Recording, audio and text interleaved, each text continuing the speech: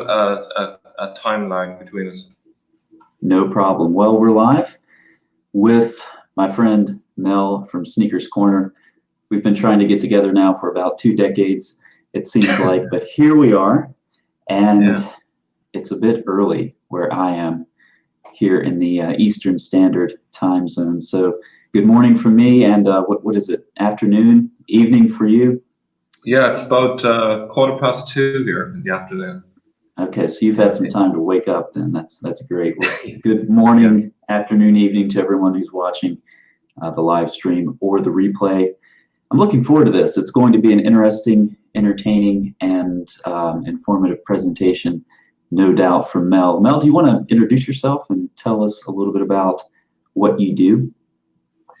Yeah, I suppose the best way of understanding what I'm about, I'm very similar to your channel in terms of I look at the history of Islam and I critique it. There's essentially 2 forms of polemics that are involved when we critique Islam. One is what's called a reductio absurdum, where you show up the absurdity of the stories and you kind of make a mockery of it. And I would term that tier 1.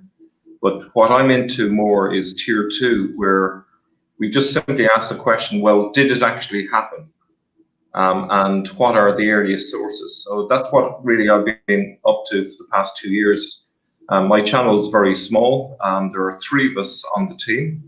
There's a guy called Murad, who is an Arab, speaks Arabic, obviously. And he is an ex-Muslim and quite skeptical about the Islamic tradition. And we also have an Indian guy called Bala, and he is a walking, talking encyclopedia. He will read 10 books in a day, damn near, and just total recall. So he's our go-to in terms of the Islamic tradition because he just remembers so much of it. And yes, he's out of action at the moment because of the lockdown in India, but that's essentially our team. To use an analogy in terms of what we're trying to do, I'm going to use a warfare analogy. A lot of critiques of Islam are sending the ballistics over the ramparts, over the wall, but what Sneakers Corner is about is actually digging under the foundations so as to bring the wall down. Because I think Islam will just absorb the ballistics, but it can't absorb the undermining of the foundation. So I think there's room for both types of polemics, and you know, one of the things I would like to encourage amongst our viewers is get out there, get involved, start your own channel, do your research, and be part of this project. You know, it's an exciting time to be involved in all of this, and everyone has their own particular gifts and talents. We're not all geniuses, or you know, we don't all have perfect talents, but use whatever talents you've got. And if you're not prepared to start a YouTube channel, at least share the videos, you know, hit the like button and challenge Muslims in the comment section, and to make, you know, allow Muslims to think critically, or, you know, help them to think critically, because at the end of the day, it's all about getting Muslims to just think about, did it all really happen? Is this the truth, or have they been sold a lie, you know, all these years? And that's what we're really all about. Yeah. Now, regarding doing your own channels, you know, and doing your own research, as Adnan Rashid has pointed out, you can actually post videos without even doing any research at all. So that's another option. I think if we adopted that methodology, we could probably produce a lot more videos per week. You just produce the videos and then do the research later. Hatun has had a field day with that. I think the 2 types of critiques that you mentioned, tier 1 and tier 2, that's interesting because they're both valid. The tier 1 critiques, whether you're looking at Bukhari and Muslim and saying this is all nonsense, historically they're still a reality in the practice of modern Muslims because of the reality of Sharia law. And so it's kind of like you can have your cake and eat it too. But the warfare analogy that you use is good, ballistics versus the foundation. So what would be a couple of those foundational things that you're talking about undermining with the Islamic faith? Well, I suppose if you look at the historical background to Muhammad and the Quran, the big one is the Quran itself in terms of where did it come from. There's a problem with the context of the Quran. No one knows exactly clearly what the context is. It's assumed to be from the Hijaz, given by an angel to Muhammad, and as soon as you start to ask questions, this narrative just falls apart, and it doesn't stop there. It continues right through history. The story of the Afruf and the Qira'at, as is in the news at the moment, is just one example of the problems that are there with the tradition. And the other big one is the story of Muhammad himself doesn't hold together very well, and the location that he was from also doesn't hold well together.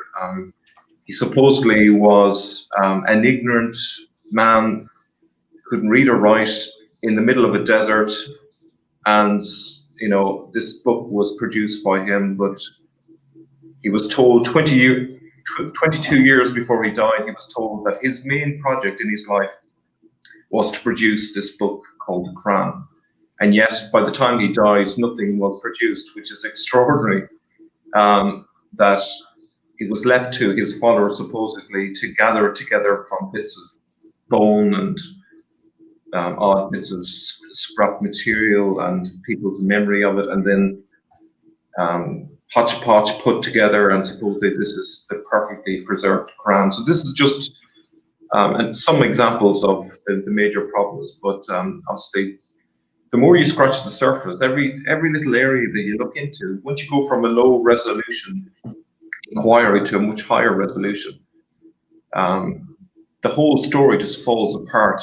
It's like Swiss cheese. There's so many holes in it, and it's interesting that Yasser Qadi admitted to the fact that there is holes in the Islamic narrative, which is very honest of him, but it wouldn't take anyone longer than 2 or 3 weeks of research to notice that. And I think the big secret in the Islamic world that most Muslims will not even admit to themselves is that Islam, despite the fact that they are committed to it, is incredibly boring for Muslims themselves. They have no intellectual curiosity about their own religion.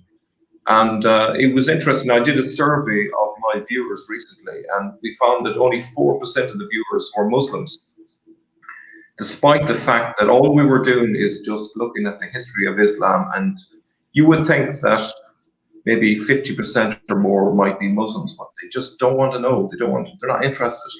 And it's kind of like, it's like a sentence that they've been given. It's their way into heaven, but don't make them read the Quran or the sources, the hadith or the Sirah, It's amazing how many Muslims have never read the Quran in their own language or looked at the hadiths. And it's someone like David Wood who's telling them about it for the first time. It's amazing. Yeah, it's very authoritarianism. Just believe what we tell you, and that will be enough. Out of those two things, we all know the standard Muslim answer, but you mentioned the Quran and Muhammad. Which of those two things do you honestly think is more damaging to Muslims? We both know that the Quran is the divine word of Allah and so forth, but in reality, we also both know that J. Smith's common motto of the book and the man sometimes seems more like the man and the book, where the Quran comes in second place. Which of those two things do you think is most important, most sensitive to Muslims? Yeah, that's a good question. I'd say probably the easiest case to argue would be the book. Like personally, I find the story, the biography, is much more persuasive personally. But just in dealing with Muslims, I feel as if you attack the book itself, I think that's more damaging long term. But maybe others might disagree. Because it all rests on the Quran, and there's an awful lot more you can detect from the book than you can detect from a biography, because as you know, people have strange biographies, and so people can always find an excuse for the holes in the biography, and people will make excuses. There's a reason why he was illiterate, and there's a reason why he never learned to read and write and so on. But actually, if you expose the fact that that every little element of the Quran can be explained by the historical context of the sources, for example. Or you can detect, for example, different spellings for the same word in the Arabic Quran. That tells you a lot. It tells you that there's flaws there. And if you were to analyze any of these flaws, it will tell you a great deal about the history of how it came to be. And to me, it's really obvious that the book was highly redacted over decades. So therefore, the idea of it being the revelation of Allah to Muhammad is totally preposterous to me, because it's really obvious when you look at the way each part of the Quran has been redacted, which means like re-edited. It is the work of lots of people over a lot of time, and the most extraordinary thing is, despite all the time and effort they put into getting it right, it's still an incredibly flawed manuscript, which is obvious to anyone with a brain who bothers to take a serious look at it. Mm-hmm. Yeah, the Adam and Eve stories in the Quran are a great example of sort of this tradition of development that you can trace, and you'll see some of the same elements are repeated in later surahs than earlier surahs. It's really interesting stuff. Like you said, it's all there if Muslims want to engage with it. Well, do you want to get us into your fascinating presentation? I will indeed. Something I need to say before I start, in case I forget. Okay. I will be on Reasoned Answers later today. I think it's in about 4 hours' time. He has a panel of different critics of Islam, and the theme of it is "Make Me a Muslim." So it's a challenge to Muslims out there. If you want to give us your best argument why Islam is actually true, there's your opportunity to talk to us. So without further ado, let me Reasoned Answers comment is up on the screen now for those of you who aren't familiar with his channel. That's what the name looks like. That's what the icon looks like. You can go there and expect 4 brand new Muslims, I guess, after today's panel. It's going to be you and 3 others, right? Exactly, yeah. Okay. Should be there. Is it coming up there? Yeah.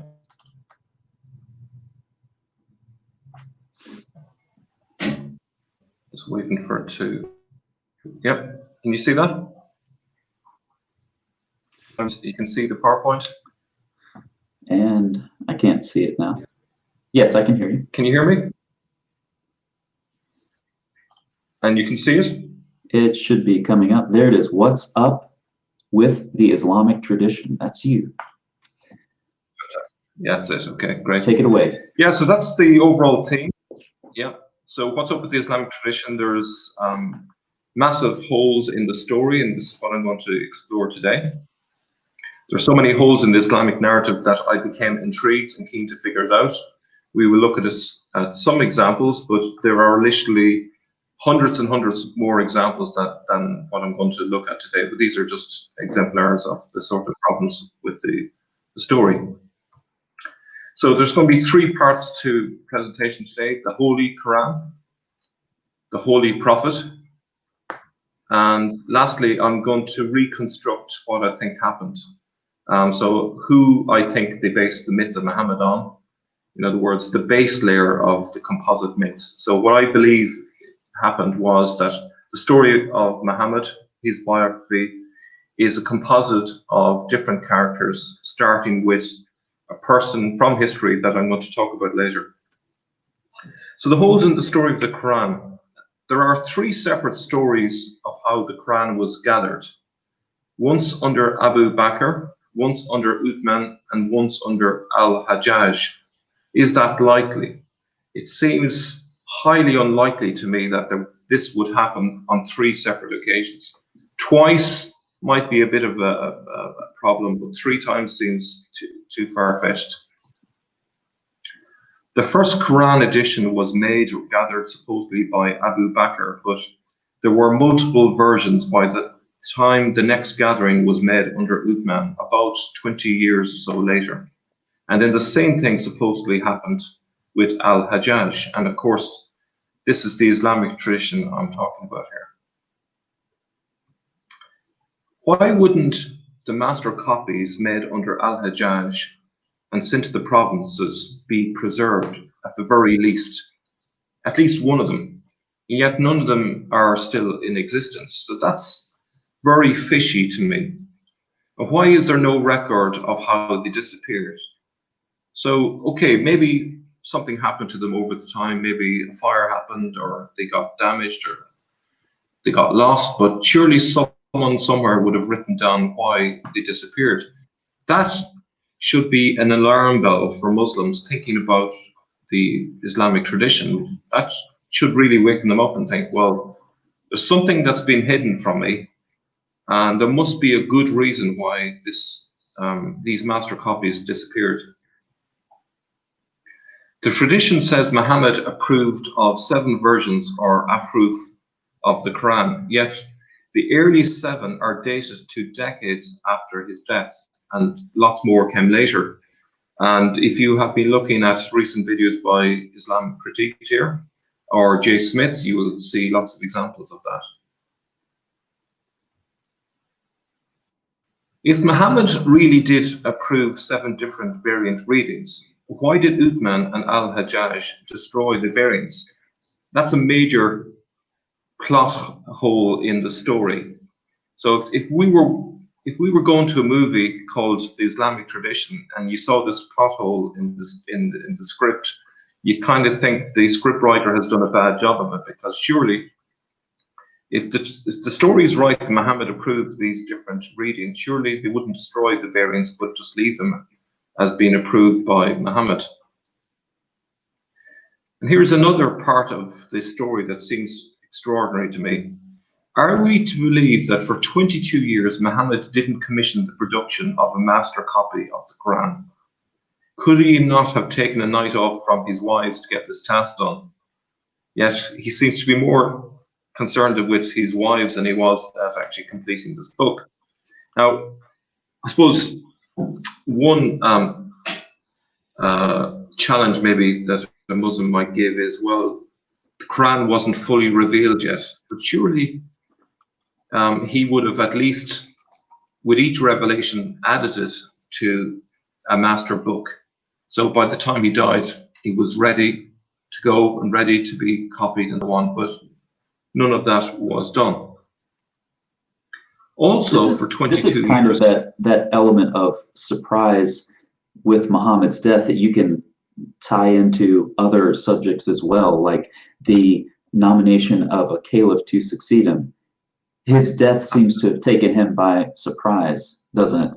And so why wouldn't you have a master Quran? Why wouldn't you write it down? Why wouldn't you make sure that it's all preserved for future generations of Muslims? It seems to be another aspect of this kind of element of the surprise of Muhammad's death that we see elsewhere in Islamic tradition. It seems strange that a prophet who supposedly knows the future doesn't know the future in relation to the most important thing possible, when he dies and getting the book together, you know. And who's going to succeed him? Very interesting. And who's going to succeed? Yeah, absolutely. The point about Uthman is very interesting as well. Uthman and Al-Hajjaj. If these 7 aproof were revealed to Muhammad, then that does mean that Uthman and Al-Hajjaj would have eliminated those, or at least attempted to eliminate those, when they standardized the Quran. So they would be basically stopping or suppressing these other revelations of the Quran from Allah, which seems to be very problematic theologically. Maybe that's just me. Yeah, no, it's a major hole in the story, and it's really surprising that Muslims haven't noticed this flaw. You know, it's skipped over, I think, when imams are talking about it at the mosque, but it should be really obvious. So another big problem is Muhammad didn't bother to learn to read or write, despite this being very handy if you were to check that the Quran was correctly produced. So to use an analogy, right? Let's say you were walking along one day and an angel appears to you and says, Colin, one day you are going to produce a car, right? And let's say you didn't bother to learn mechanics. You just, for 22 years, you just didn't bother. You didn't learn how to make an engine. You didn't know, and all the rest of it. It doesn't make sense. So you would expect that someone given a vocation, let's say, like this, would at the very least learn how to read and write, but nothing was done. And I'll just move this out of my way here, sorry. Something's in my way here. So his personal secretary, Zaid bin Thabit, didn't bother to lift a finger to get the Quran completed. What was he doing for all that time? Was he writing love letters to Muhammad's concubines or something? It's amazing that he has a personal secretary, and by the time he has died, there doesn't seem to be anything gathered yet. It's an amazing admission by the tradition. Now, is it likely that they were even able to preserve the Quran in written Arabic in the first place? And this is very fundamental before the introduction of diacritical marks.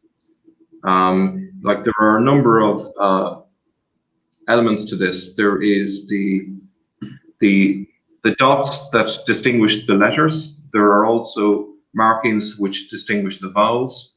And there's the mini ayn, which I think is called a hamza, which hadn't yet been introduced. So those are three separate areas of diacritical marks that weren't ready and in place by the time they set to write the Quran.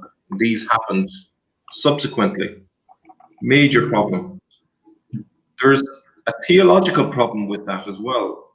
If Allah was providing or was getting everything ready to produce a Quran, surely out of his providence, he would have made sure that the Arabic language was ready and in place before the Quran was being given to Muhammad. It seems like an afterthought to get the Arabic language finished.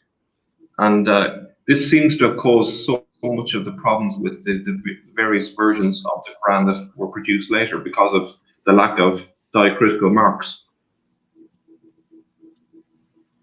Is it likely that anyone could reliably memorize the Quran without a benchmark? So if you can imagine, if there's nothing in print, well, I wouldn't say in print, let's say on paper or on the parchment, and you have various people memorizing it, there's no fixed benchmark by which everyone can judge whether they've got it right or not. It's simply a group dynamic that's happening with no clear indicator who's right and who's wrong. So that can't possibly be reliable. And to kind of make this really clear, I'm going to use an analogy. And I want us to think about the idea that Muslims talk about a perfect preservation of a Quran. My idea of perfect preservation would be this example here of the way that the French determined the meter. So in the 1790s, the French created a platinum bar 1/10,000,000th the distance from the North Pole to the equator. This was kept in Paris as the standard measure. It is perfectly preserved, still there, and it is unchanged. So to me, that's a good example of perfect preservation. We can go there, we can measure it, and we can see it's still there. And this is what impeccable preservation and distribution looks like. For good measure, pardon the pun, they also had 16 marble blocks with precise meters inscribed in them, installed on the sides of buildings around the city of Paris, and to the best of my knowledge, they're still there, and they can be examined. And they are unchanged. So to me, this is perfect preservation. But let's compare it now to the Islamic tradition's idea of preservation of the Quran. I'm only going to read the text in bold, but obviously everyone can read the wider text. So we get this from Abdul al-Malik, volume 6, book 61, number 519. Abu Bakr then said to me, Umar has come to me and said, casualties were heavy among the Qurra of the Quran, those who knew the Quran by heart. on the day of the Battle of I think that should be Yamama. And I'm afraid that more heavy casualties may have taken place among the Qurra on other battlefields, whereby a large part of the Quran may be lost. Therefore, I suggest you, Abu Bakr, order that the Quran be collected. I said to Umar, how can you do something which Allah's apostle did not do? Then Abu Bakr said to me, so you should search for the fragmentary scripts of the Quran and collect it in one book. Now, what is amazing about this is, Umar says, this is a good project, as if no one had thought about doing this before, So that's the first part of it. Then it goes on. Then I said to Abu Bakr, how would you do something which Allah's apostle did not do? So I started looking for the Quran and collecting it from what was written on palm stalks, thin white stones, and also from the men who knew it by heart. Then the complete manuscripts copy of the Quran remained with Abu Bakr till he died, then with Umar till the end of his life, and then with Hafsa, the daughter of Umar. So according to this, by hook or by crook, they were able to produce a manuscript of the Quran, and it was with the daughter of Umar. So surely that should have been kept as a prized possession, not to be lost or got rid of or anything like that. That's the closest we have to the revelation from Allah to Muhammad. Now, can I contrast that with this comment? This is such a common claim. I'm not sure if this comment is sincere or not, but this is a common claim that Muslims make. You guys are missing the point. The Quran is orally transmitted, you already addressed this, and widely memorized. There was no need to create a codex, as it is a recitation. A written text is a not ideal medium of transmission. So, wow, we could just stop your presentation and do the rest of the live stream here. What do you think of that? The Quran is orally transmitted and widely memorized. There was no need to create a codex, as it is recitation. First of all, this last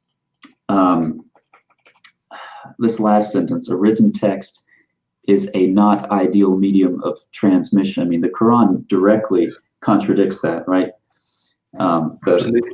Yeah, Allah tells the believers to write, do not neglect to write, and so forth. Allah doesn't have much faith in the memories of Muslims. But what do you think of that comment? It sounds good, but once you think about it, let's say you have 10 people that supposedly memorize the Quran. How do we know which of those 10 actually memorized it correctly, presuming they were capable of doing it? So eventually you would have to have some form of criteria by which you determine which of them is more accurate than the other. You might say, well, so-and-so has got the best memory. Okay, so they're the ones we rely on.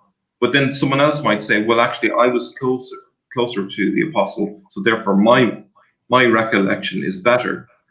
Whereas a third person might say, well, I am actually the most important person here in the group, so actually my memory of it should be the best. And we could carry on with hundreds of more different criteria, but that doesn't help us in any way, because at the end of the day, all of these criteria are completely subjective. So you essentially have maybe a guess at which of them has actually memorized it, but there is no benchmark there. Absolutely none. So instead of having like that 1 meter measure, which is the benchmark by which you can measure all the 1 meters elsewhere, there is no benchmark. There's simply just a subjective oral transmission, which is very unreliable.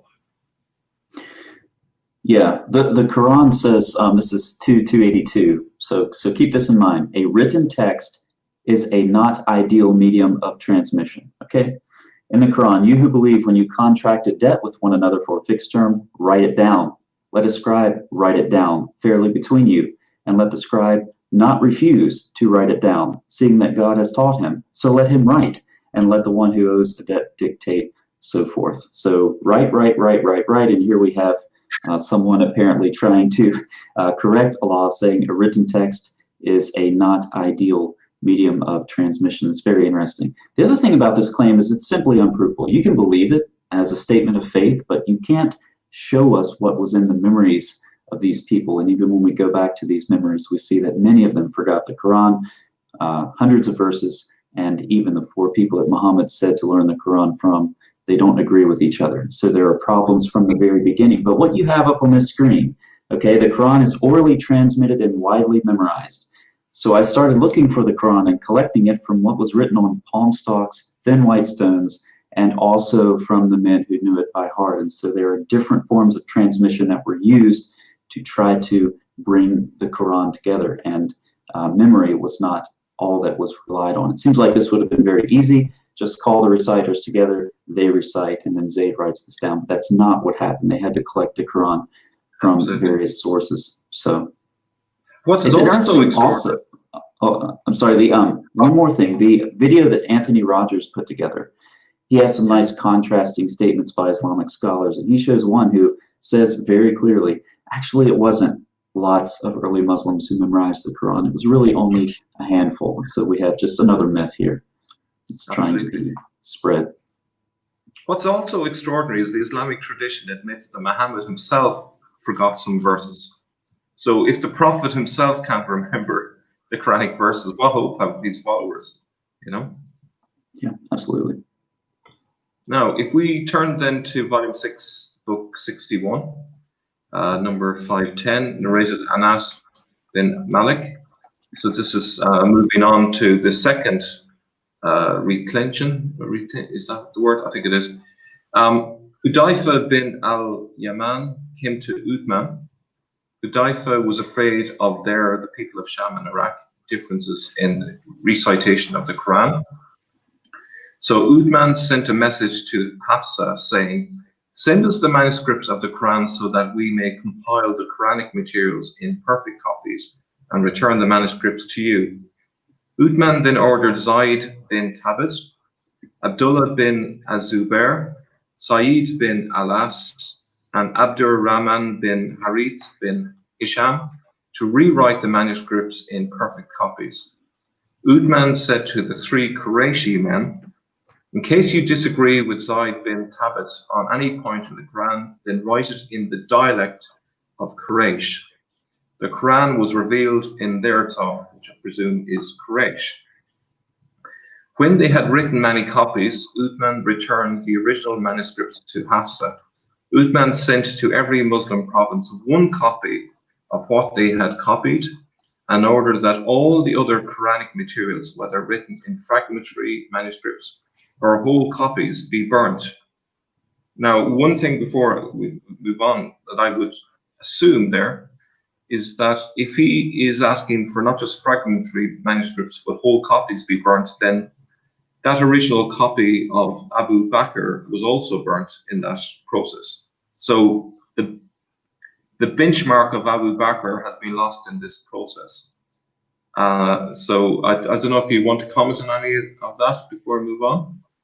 I think it's interesting how time-consuming and expensive it is to make manuscripts in Uthman's day. You're talking about a hill of sheep, you know, to have enough material to write a Quran on. Very expensive, very time-consuming. I think people don't appreciate that. And so for Uthman to burn all of this material, which could have been scraped off and reused, is very significant. He didn't want any trace of any of this left, and it didn't matter how much time and finances it costs to get rid of it. Really interesting stuff, but it's also, depending on how you view the historicity of this hadith, it's also very convenient that these manuscripts were burned instead of being set aside or buried. It seems like a convenient excuse for there being no shred of them left at all. Absolutely. Yeah.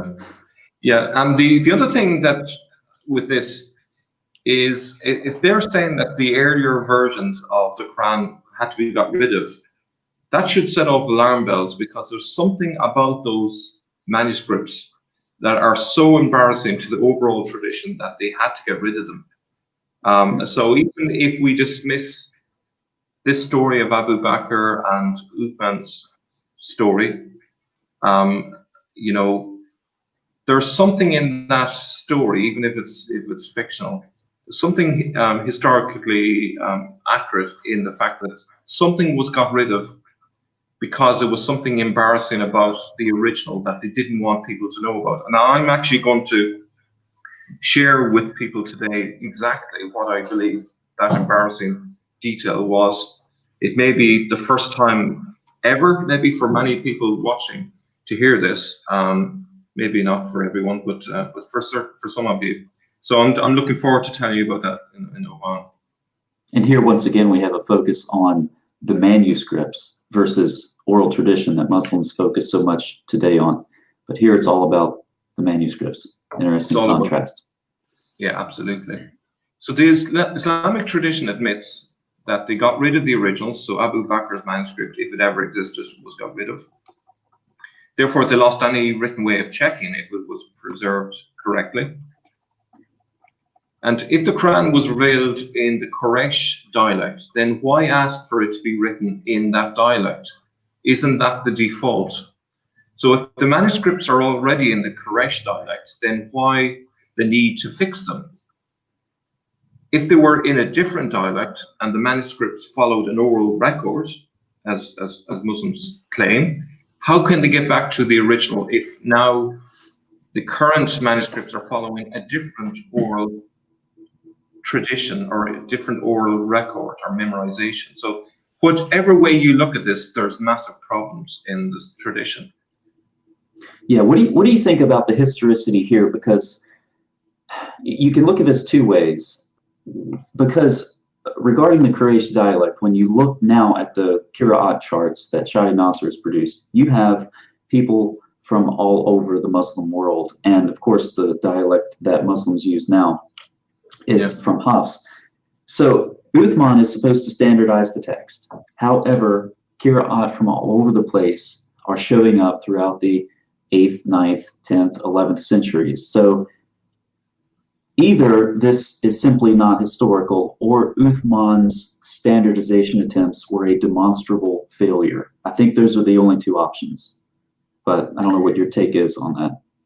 I probably don't want to preempt what I'm going to tell. There is an explanation I have. I'm going to push it forward to Al-Hajjaj, and this fits nicely with a video that you've done earlier about Al-Hajjaj and his role in the standardization of the Quran. I would say that Abu Bakr's role and Uthman's role were fictional, and that there's some truth in Al-Hajjaj's role. But I'm going to leave it till later because I'm actually going to tell you why there are so many different qira'at. And I think this, again, might be a first on YouTube, but I have a very strong case, I believe, for why all of these versions came about. And this is the one thing that's not being talked about in terms of the holes in the tradition. People are saying, yes, there are holes, but no one is actually saying, well, why are there these holes? So I'm going to share that with people shortly. Excellent. So there's the dog there for that one. Now, I'm getting to it now. It says in al-Bukhari that it was written in the dialect of Quraysh. Now, Quraysh, as it is exactly said, is Cyrus in Hebrew. So if you say Cyrus in Hebrew, you actually get the word Quraysh. And I've checked this with Leon Perez, who is a Jewish author. Why is Cyrus relevant? Well, Cyrus ruled in Babylon. So therefore, this would suggest that it was written originally in Babylonian Aramaic, which is a subset of Aramaic in general, which is found in the Fertile Crescent. So in other words, when we talk about the dialect of Quraysh, we're talking about Cyrus's dialect. And only then later was this produced in Arabic. Now, if you take a dialect, an Aramaic dialect, and you try and translate that into Arabic, because of the similarities between the languages, some of it will be easy enough to translate. But there were some parts of it that weren't easy to translate, and it's acknowledged by modern scholars that 20% of the Quran in Arabic is unintelligible. They do not know what it actually means. Now, there's two explanations that could be given. One is that the Arabic in the 7th century was very different from now, which is a reasonable assumption. The other reason, which is the one I hold to, is that it was translated from essentially another language into Arabic, very similar to Arabic, but there was enough differences to make it a challenge.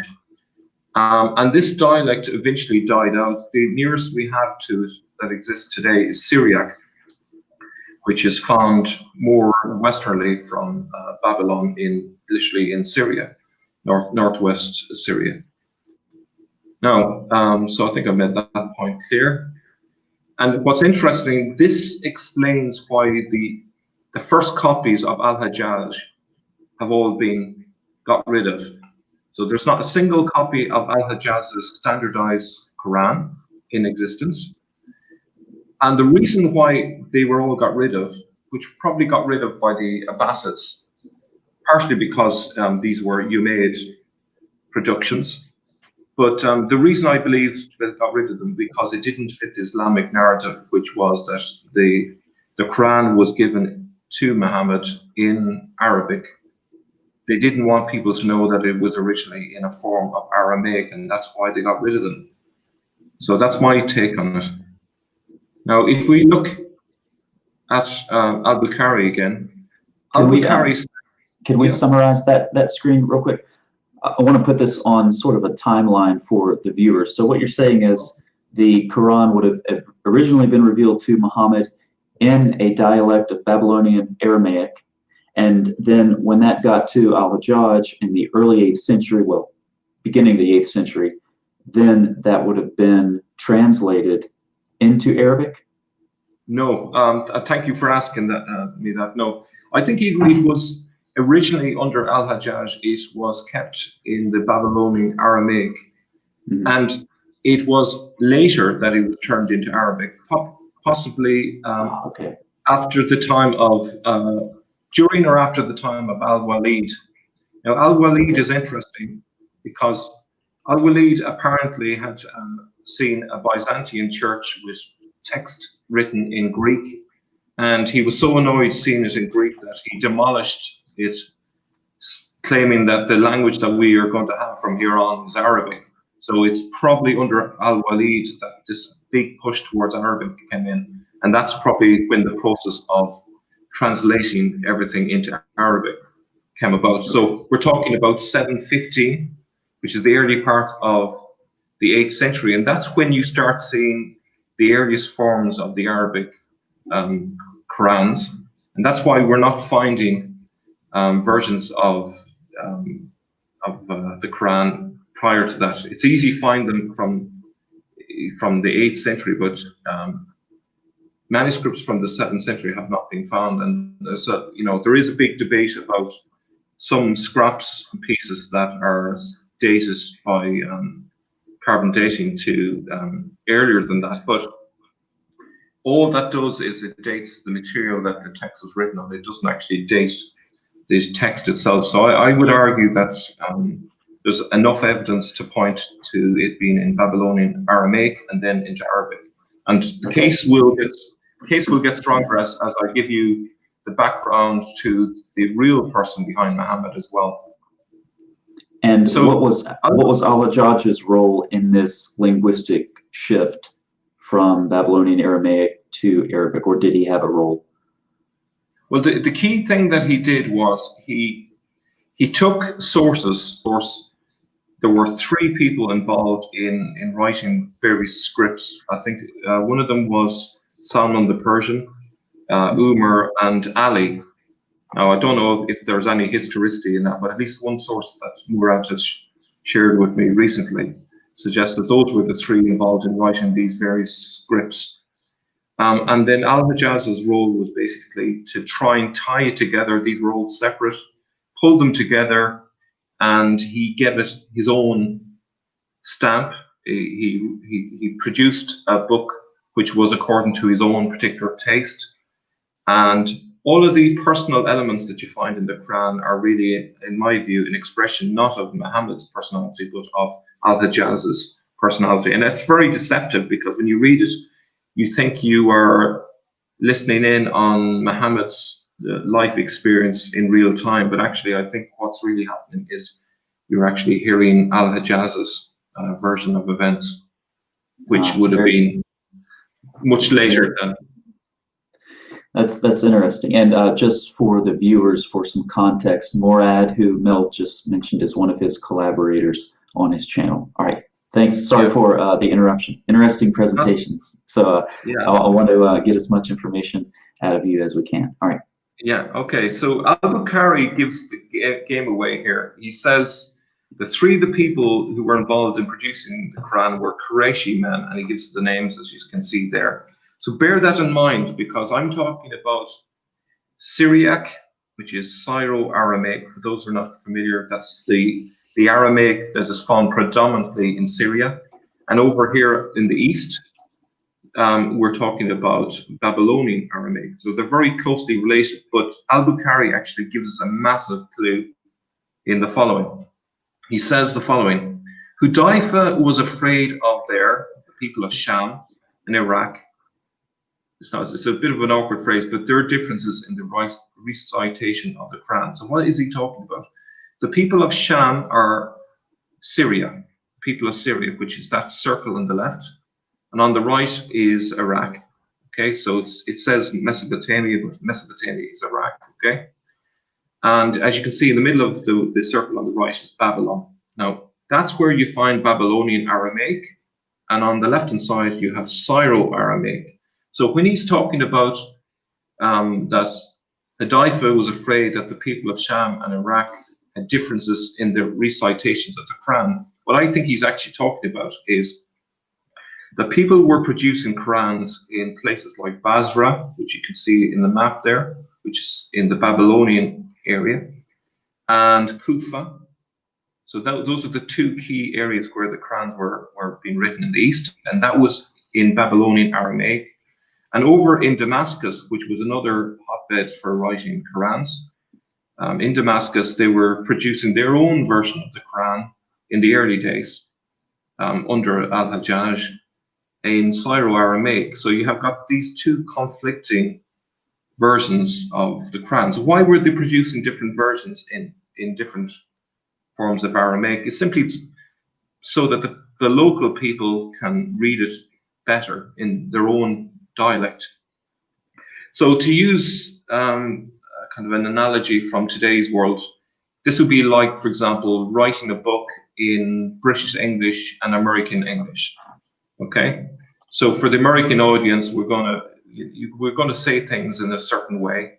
We're going to change the grammar a little bit, perhaps. Maybe you're going to use different words in some contexts, and in say the British context, you're going to have a different punctuation maybe as well. You're going to have different language. The way you use inverted commas and or quotation marks and commas and so on might be different.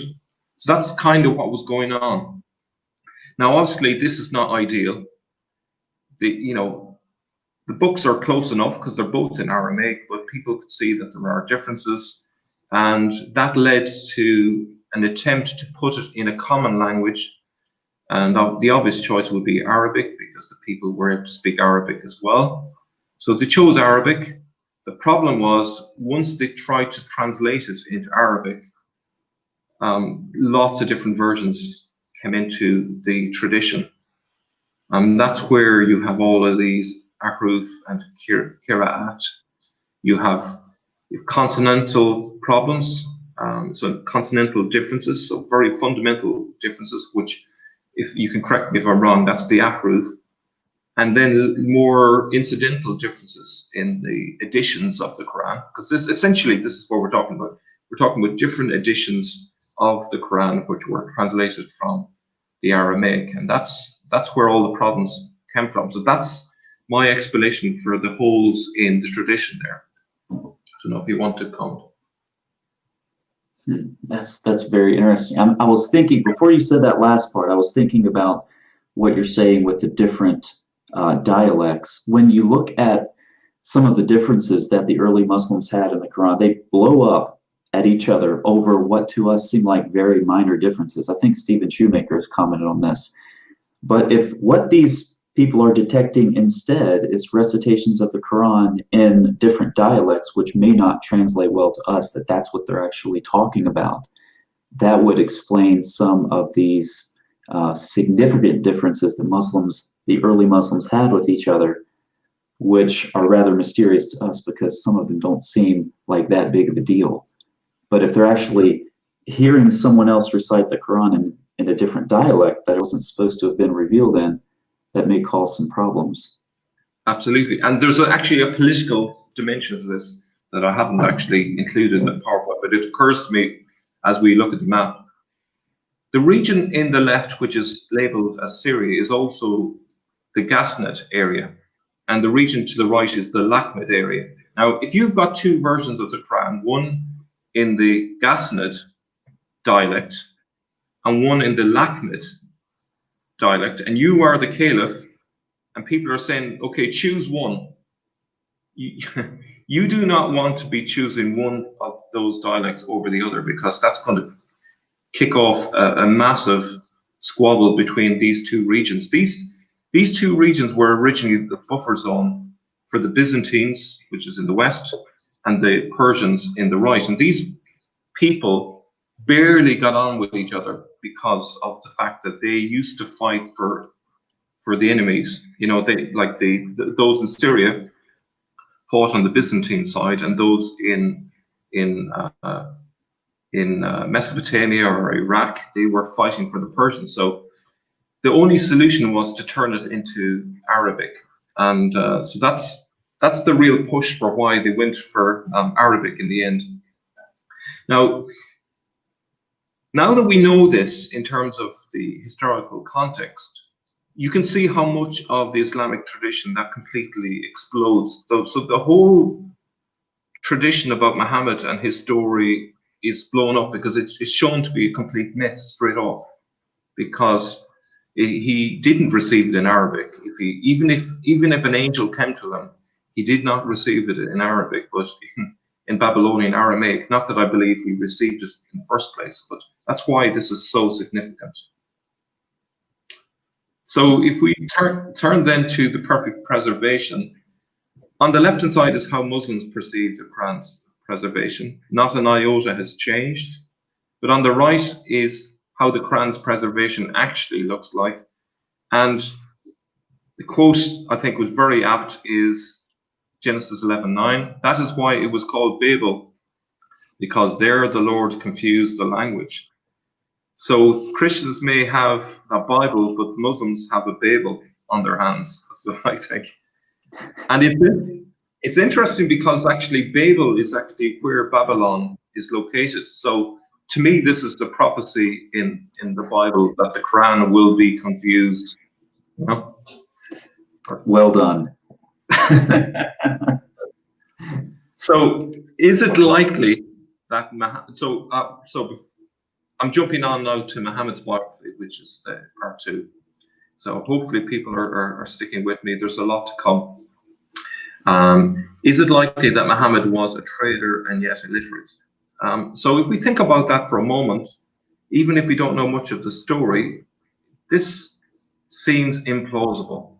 Traders and merchants needed to be able to to read and write, to be able to keep records so that they knew they were making a profit. So that seems unlikely. Now, another part of his story is the idea that he was born in the year that Abraham was said to have attacked Mecca with an elephant, supposedly in 570. Two problems there. A rock inscription proves his expedition was in 552. And this also is confirmed by the Roman historian Procopius. So therefore, this idea of him, if you're going to tie his birth to Abraham, then that's historically inaccurate. It isn't clear if Ibn Ishaq meant to suggest that Muhammad was born in that year, that Abraha was in the Hijaz, though many Muslims assume it. So that's a problem. If Muslims want to say he was born when Abraha went into the Hijaz, you've got two major historical problems with it straight off there. But it doesn't stop there. An elephant wouldn't survive the waterless deserts of the Hijaz. That's a major biological problem that's impossible to surmount, that one. And, which is hilarious, the elephant in the story was called Mahmud, which is a variation of the name Muhammad. So this is the absurdity of the Islamic tradition that they did this and they got away with it, you know. I don't know if you want to comment before we move on. It's hilarious. Yeah. But the birth, I mean, I see that 570, I see that as a convenient way for the biographers to tie the significance of the year 40 to Muhammad. And so they make him 40 years old and it patterns after Moses's life. That's all that is to me, is a literary device to try to pattern Muhammad after Moses. So. Absolutely, yeah. So, but the name of the elephant is hilarious, isn't it, Mahmud? So, why does the Sirah say Muhammad was born in the year of the elephant? Now, I had lots of ideas. I've looked at a paper by a guy called Beck. I can't remember his first name. He does a very interesting paper on the origin of the elephant idea in the Sirah. But I think I have a much simpler explanation. The year of the elephant is often thought of as a specific year, but it is the Seleucid equivalent to the year of our Lord, Anno Domini, or the Jewish in the year of the world, Anno Mundi. I'll explain why I mean that. Seleucus I's treaty with the famed Chandragupta, who was an Indian emperor in 305 BC, resulted in him receiving 500 Indian elephants, and this became a motif for that empire included on their coins. So starting with Seleucus, almost all of these coins have an elephant on the inverse. I'm just showing you one example, but there are loads of examples. Now, however, Anno Graecorum actually marks Seleucus's reconquest of Babylon in 312 BC, but it was probably thought of as the year of the elephant because the elephant was such a big Seleucid motif. So even though it wasn't exactly 305 BC, this is in common parlance and common ways of describing the year. They refer to it as the year of the elephant because the elephant features so much in Seleucid history. Now, for those of you not familiar with the Seleucid Empire, now I may be pronouncing it wrong. Some people might pronounce it as Seleucid, but I think it's Seleucid originally. This was the Fertile Crescent, and they had cities on the Euphrates and the Tigris. They governed over Syria and Iraq. So this is the precursor to Islam, essentially, from, as you can see, about 1,000 years before the time of Islam. So this was an important empire for Muslim history, really. Now, is it likely, looking at another point here, Muhammad could build a following based on his supposed dreams, especially if he was illiterate, an orphan, and offered no miraculous proofs?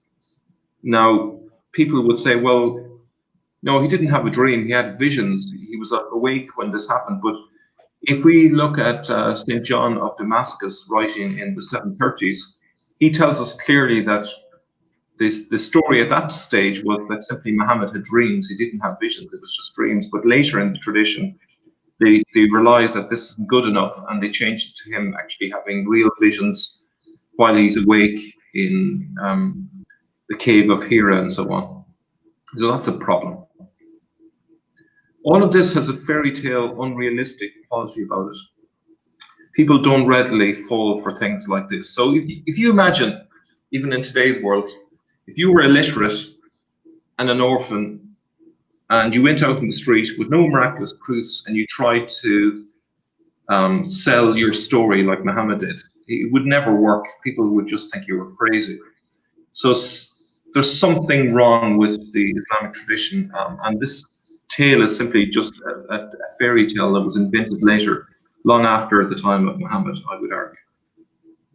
Now, another thing to consider, is it likely that the early historical records got it wrong, while the much later Islamic tradition got it right?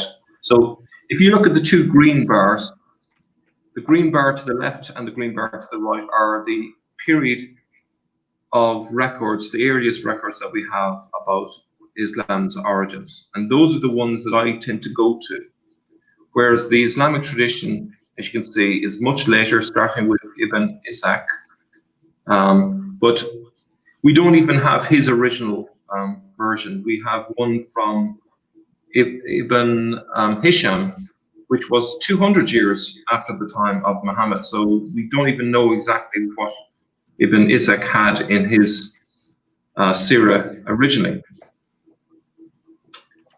Now, is it likely that the early historical records got it wrong, while the much later Islamic tradition got it right? Let's take some examples. The early records say Muhammad belonged to the Tayyi tribe. The later Islamic tradition, such as Ibn Ishaq's Sirah, says the tribe was Quraysh. However, this can be resolved, as we shall see later, and we already have an idea where this is going. So, for example, from 640, Thomas the Presbyter from Mesopotamia, Iraq, writes, in the year 945, Anno Gregorum, which we mentioned earlier on, in Diction 7, on Friday the 4th of February at the 9th hour. So he's very precise. That gives us high confidence in his report. He says, there was a battle between the Romans and the Tayyi of Muhammad in Palestine, 12 miles east of Gaza. So that calls into question the later Islamic tradition's idea that his tribe was Quraysh. Independently of Thomas the Presbyter, we also have another one called the Fragment on the Arab Conquest, written even earlier, 636. It was written on the inside covers of the Gospel, and it says, in January, the people of Homs took the word for their lives, and many villages were ravaged by the killing of the Tayyi of Muhammad, and many people were slain and taken prisoner from Galilee as far as Beth something.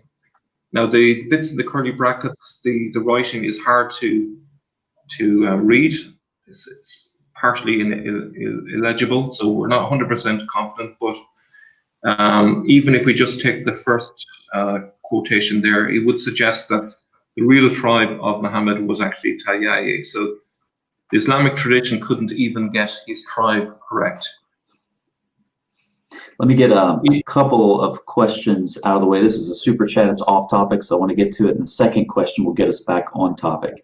Persecuted.ct says, hi, you mentioned ahruf. What is it? Is it like alphabet letters in Arabic? In my language, alphabet letters called huruf.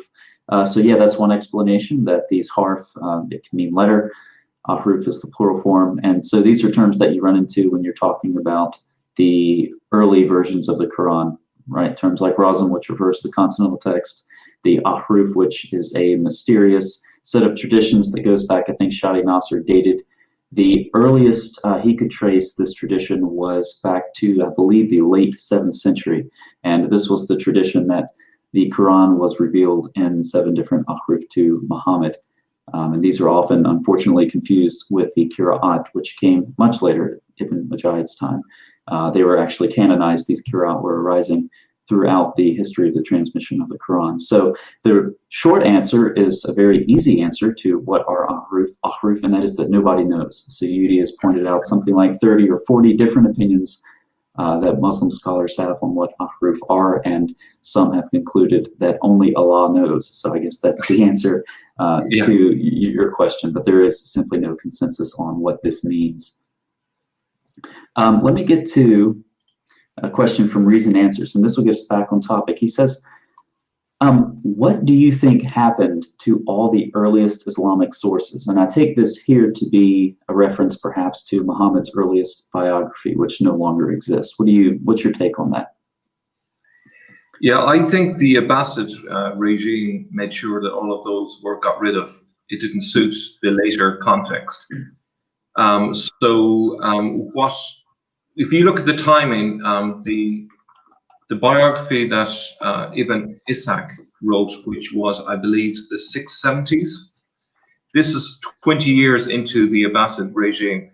So they had some traditions about Muhammad before that, which were probably much more historically accurate. But massive changes were required to make it fit the new context. So there's so many things that had changed that they needed a new story, essentially a myth to cover up the cracks. So if you imagine a room with cracks in the wall, there's two things you can do. You can either plaster it or you can paper it over, and they papered it over with a good old story to cover the various holes, but they didn't do a good enough job on it, and so that's why we're able to detect what went on. So I hope that answers the question. I think I heard you say that Ishaq wrote in the 670s. Did you mean 7th century? Or the 760s? I think you said 670s, I think, if I heard you correctly, but that was what, 760s, right? Is when he died. I think, sorry, did I, maybe I misspoke. I may have misheard you. I'm not sure which. Yeah. Well, just to be on the safe side, Ibn Ishaq wrote in the 760s, which would be the 8th century, the latter half of the 8th century. Is that answered, or were you talking about the Afros? Nope, good to go. I think you said that Ibn Ishaq wrote back in the 7th century, so it's so difficult, right? We have the 7th century, which is the 600s, and then anyway. 760s, yeah. Yep. Okay, so that's moving on. Or was there another question? That was it, wasn't it? Yeah. No, it's back to you. Okay, so is it likely that the Hijaz is the geographical context for the Quran and Muhammad? Like, this is the number one issue, really. Is the context correct? Now, if you get the context of something wrong, then you are going to misunderstand what you're reading. And most people, when they read the Quran, it is very confusing. And a big reason why it's confusing is the context is wrong. Now, I believe that once you get the context correct, you know exactly what was the background to it, then it will become clear. It will still have lots of challenges for you, because a lot of the meaning was lost when it got translated from Babylonian Aramaic to Arabic. But the bits that were translated correctly, at least, should start to make more sense. So here's the problems with it in terms of the geographical context. Almost all the allusions in the Quran relate to stories found in literary form in Syria and Mesopotamia, particularly, as you've covered in your channel, the various Jewish stories, Jewish sources. The Hijaz, in contrast, is a literary blank slate. So that's a problem. The descriptions of Mecca found in Al-Bukhari and Al-Tabari, including references to olive trees, loam soil, and streams, don't match with Mecca, but with a more northerly place, such as Petra. Now, as someone recently that was talking to me suggested, it could be that Al-Bukhari and Al-Tabari just went to a place like Petra and based their storytelling on that place. That maybe made a great impression on them, and that was a good location to base their descriptions on, because obviously there's not a lot in Mecca to base anything on. It is like the surface of the moon. So the geographical locations in the Quran cluster around the Nabataean region, not the Hijaz. And Dan Gibson has done great work in just identifying in his book Quranic Geography. If you ever get an opportunity, even just the first, I think, 10 pages in, he lists all of the geographical locations mentioned in the Quran, and they are all pretty much in the Nabataean region. I think he's got 65 references, if my memory serves me correct, and they are in 9 locations. So I stand corrected, but if my memory serves me right, that those are the details of that. So they're found in the Nabataean region. For those who are not familiar with where that is, that's basically the Transjordan area, which is essentially southern Syria and parts of Iraq and northern Arabia. Well, actually, no, probably more the Jordan area rather than Iraq. I don't think it quite gets as far as Iraq there, but it's that kind of general area that these places are found in. The Qiblas towards Mecca seem to be a late development, i.e. from the 8th century onwards. So from the early part of the 8th century, we find the first Qiblas pointing to Mecca as far as we can see so far. So that's kind of problematic as well.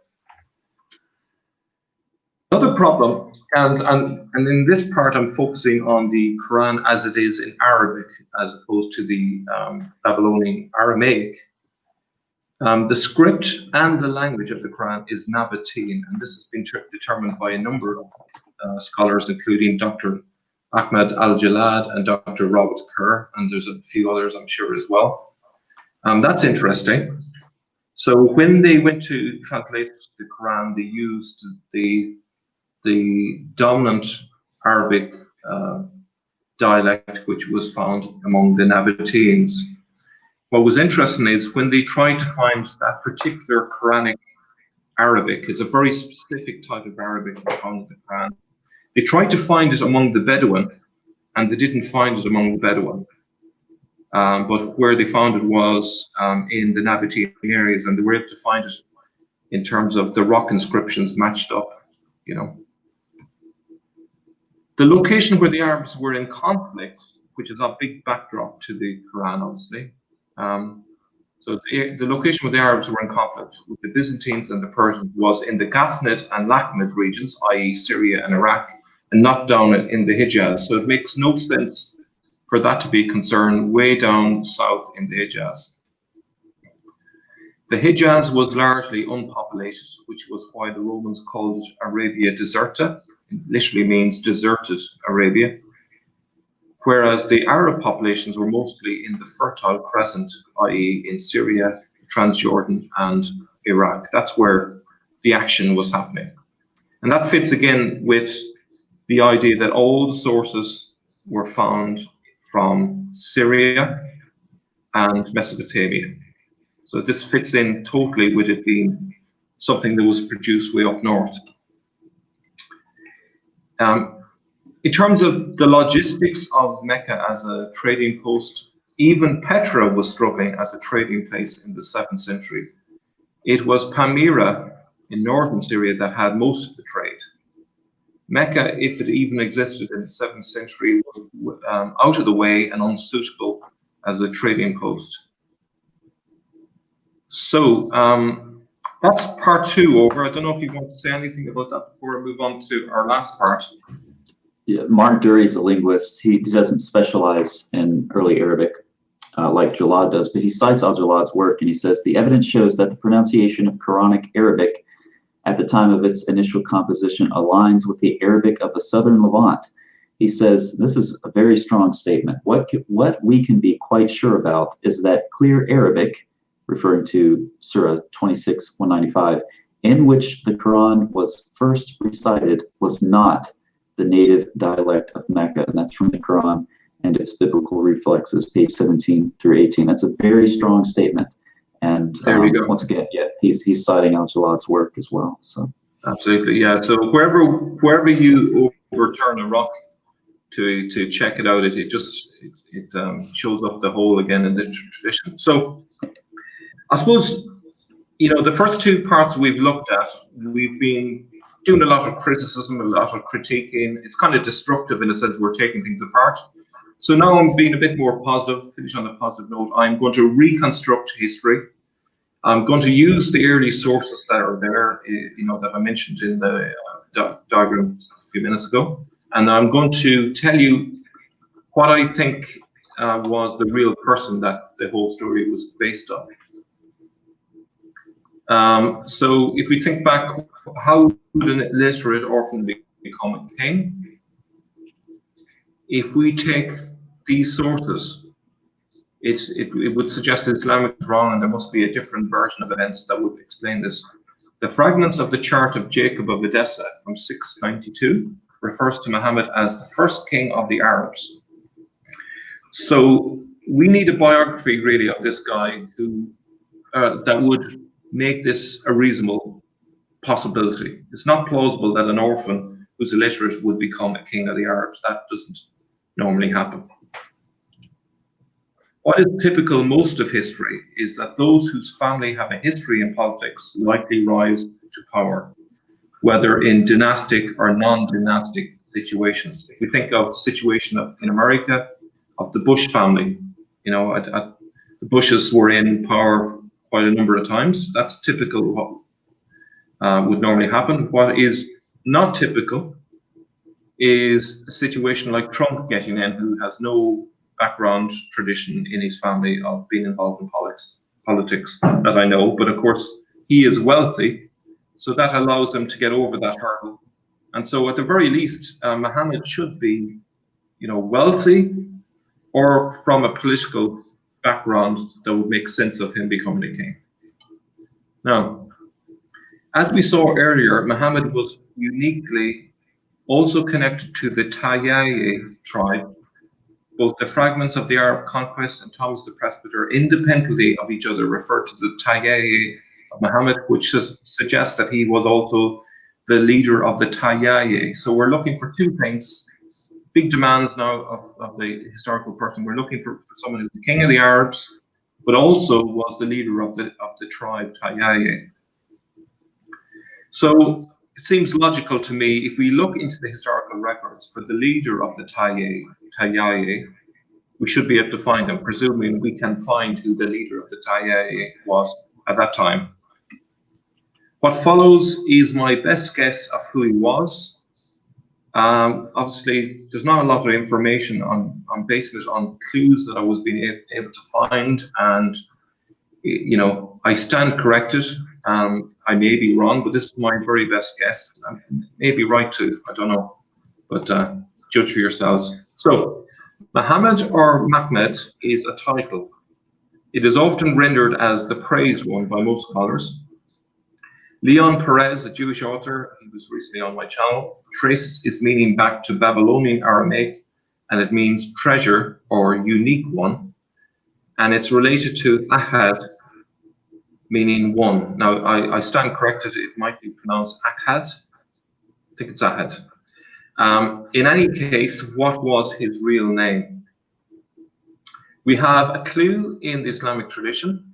Al-Bukhari says the following: I told my companions that the question of Ibn Abi Kafsa, Prophet Muhammad, has become so prominent that even the king of Bani al-Asfar, the Byzantine, is afraid of him.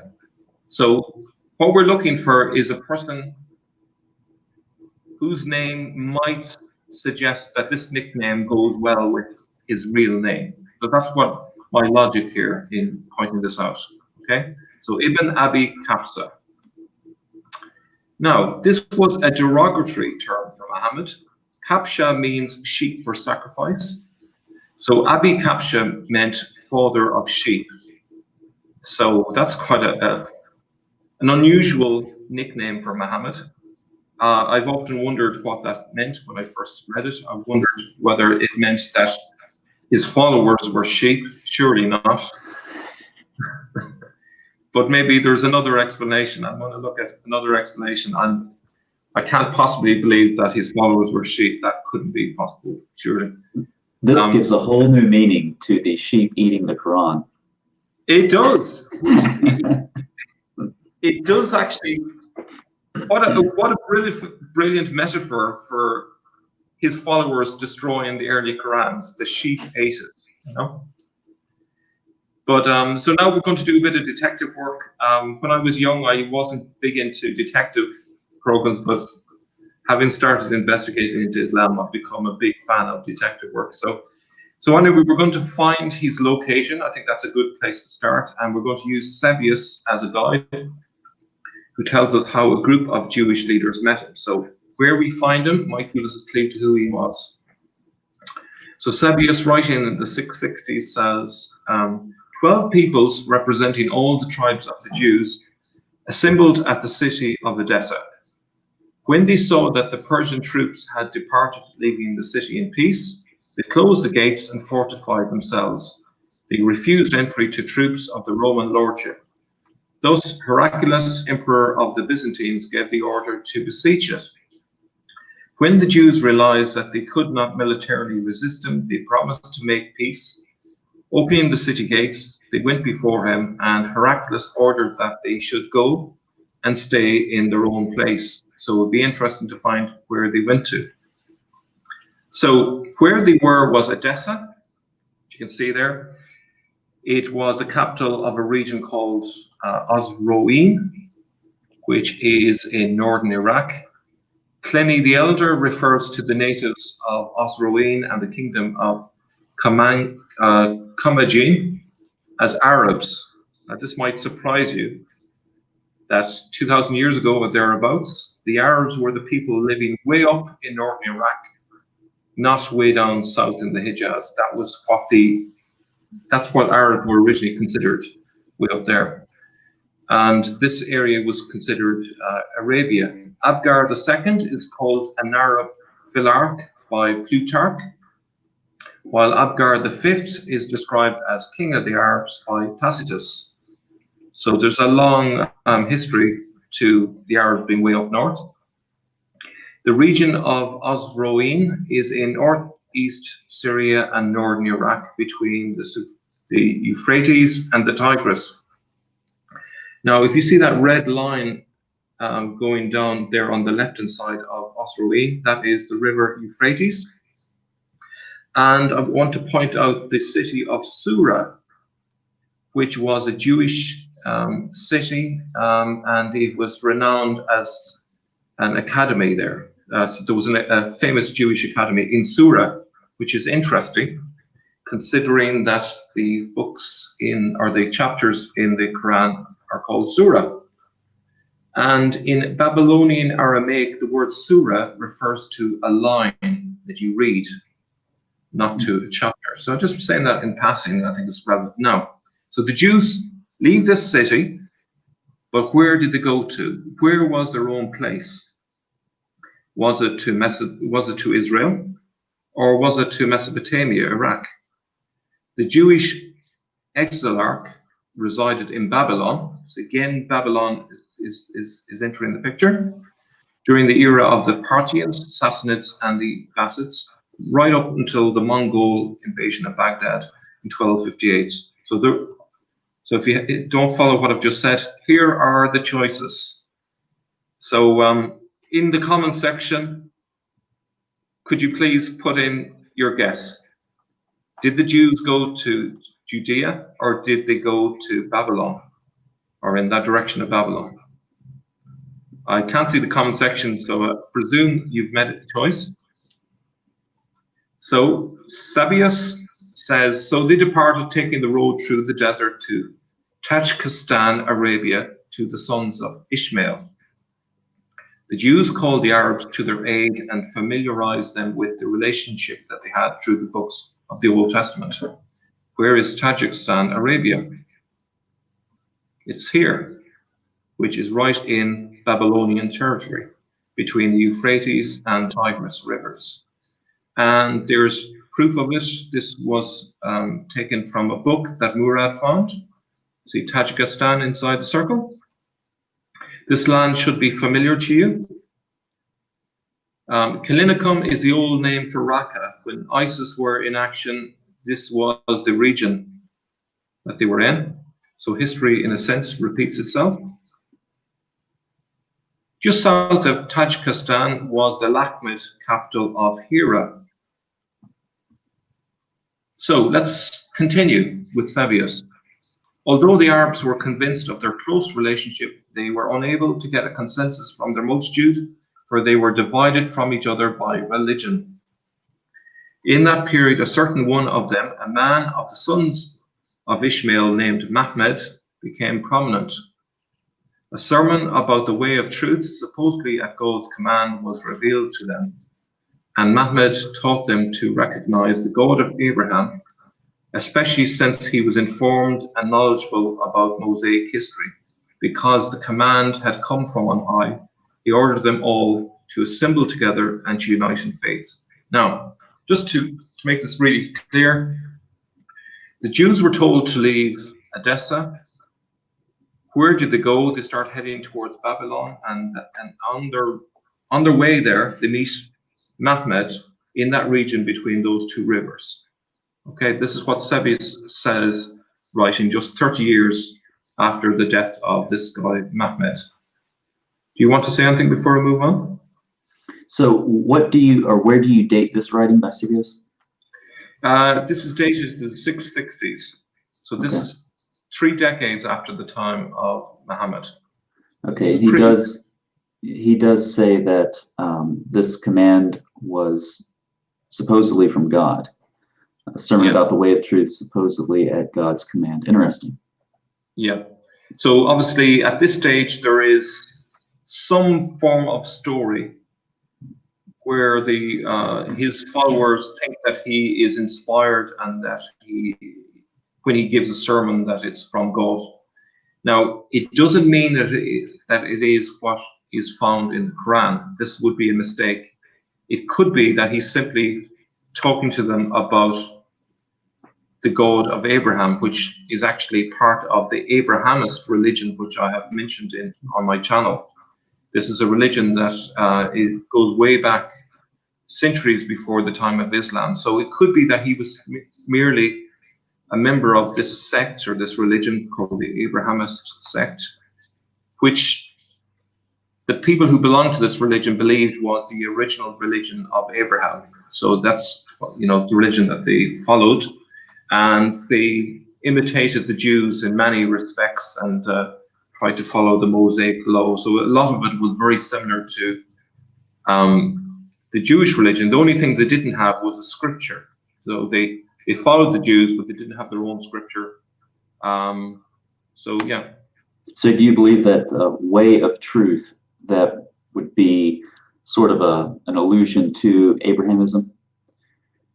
I do, yeah. I think I think what he was doing was he was rallying the troops by talking about their origins through the line of Abraham and Hagar and Ishmael. And this was a way of uniting the different clans, as it were. So it had a political purpose as well as a religious purpose.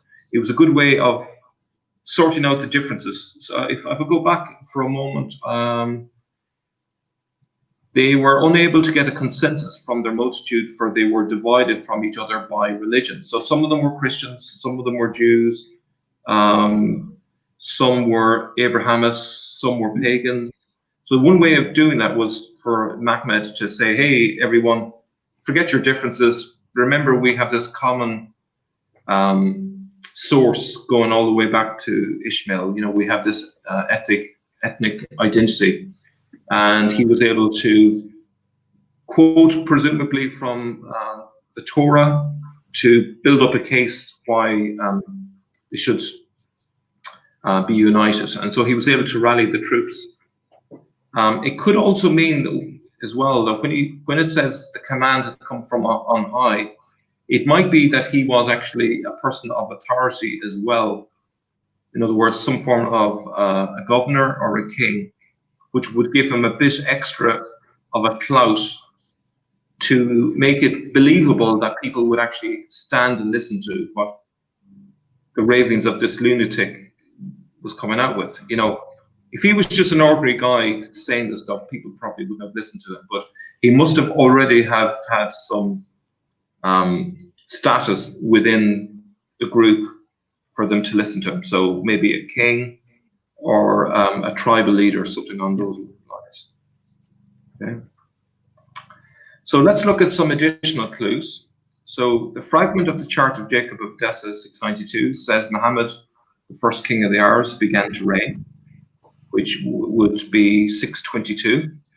And obviously we take the chronology with a pinch of salt because there's lots of problems with the chronology in the sources, but Another source, Adhanom 705, so from the year 705, says Muhammad came upon the earth in 932 of Alexander, son of Philip the Macedonian. He reigned for 7 years. The Zuknin Chronicle from 775, even though it's quite late, says their first king was a man from among them whose name was Muhammad. Now, if we take those clues, if he was a king, then the following has a different meaning to how it is commonly portrayed. So if we look at the fragments of the chart of Jacob of Edessa, and Muhammad goes down on commercial businesses to the lands of Palestine and of the Arabians and of Phoenicia, of the Tyrians. Now, if he was a king, then going on those commercial business ventures was more the job of a king who's making connections and so on. It's not some small-scale trader that we often imagine. It's something much more major. Again, if he was a king, then this also has a different meaning. This is from John Bar Pincaye, 690. He says, at the beginnings, they kept to the traditions of Muhammad, who was their instructor, to such an extent that they inflicted the death penalty on anyone who seemed to act brazenly against his laws. Now, one evaluation of that could be that perhaps if he was a king, then breaking his laws could result in the death penalty. So that it doesn't necessarily have to mean just religious laws. It could be that he was given the laws in terms of being a king. So that's my take on it. Now, a reminder, Thomas the Presbyter said he was the leader of the Tayeye too. So we're trying to get, again, leader of the Tayeye tribe and someone who's a king. That's a big ask to find someone that would fit both of those things. And if we know this, we can identify Muhammad, hopefully. That's the hope. Now, just a little detail about the Tayeye, which I haven't really covered. Tay or Taye is an ancient Arab tribe. The patronymic of Tay in Arabic is Al-Tayi, if I'm pronouncing it correct in Arabic. While it is late, the Byzantine Arab Chronicle of 741 to 754 suggests that he was from nobility. Well, it's kind of reading between the lines perhaps, but it says, born of a most noble tribe of that people, he was a very prudent man and a foreseer of very many future events. So that's quite late, but even reading between the lines there, it's quite a different picture of Muhammad. It's interesting what you're calling late relative to the dates of the Islamic sources. That's making me laugh. Oh, right. Yes, it's true, isn't it? For me, this is very late, but it's still 10 to 15 years before Ibn Ishaq, who everyone thinks is totally reliable, particularly Muslims, but it's amazing, you know, how they rely on that. Now, 618 is a key year. We are looking for a rebel leader from that year. Here's why. And I'm looking at, again, what I can term a late source, the Hispanic Chronicle of 754. The Saracens rebelled in 618, the 7th year of the Emperor Heraclius, and appropriated for themselves Syria, Arabia, and Mesopotamia.